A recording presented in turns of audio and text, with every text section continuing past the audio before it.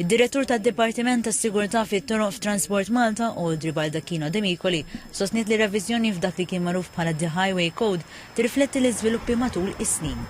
Enfasizzat li l-lan tagħhom huwa li jikkultiva mentalità ġdida fejn l-imġiba fl-ispazju pubbliku jitqies bħala dover ċiviku u mhux biss obbligu legali.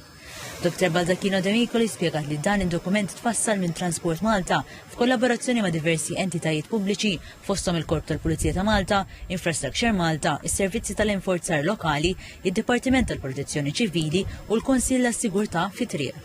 Qalet li dan id-dokument mfassal b'mod li jinftiem b'illustrazzjonijiet u eżempji biex ikun utli kemm fil-kuntest edukattiv fosthom għall-iskeli u korsijiet tas-sewwieqa kif ukoll għas-sewwieq ordinarju.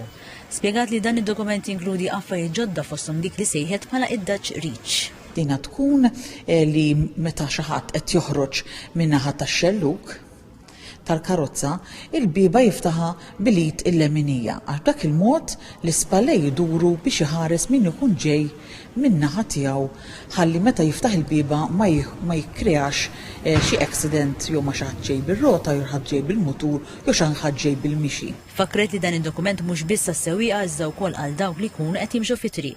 Nagħmlu ħafna enfasi fuq kif il-pedonali għandhom jaqsmu t-triq, importanti mhux biss iħarsu lej il-lemin u lej ix-xelluk, imma wkoll importanti li jaqsmu t-triq biss meta jaraw li l-karozzi ikunu waqfu u l-sewwieqa jkunu rawhom. Temmet li triq aktar sigura tfisser ħajja aktar sigura.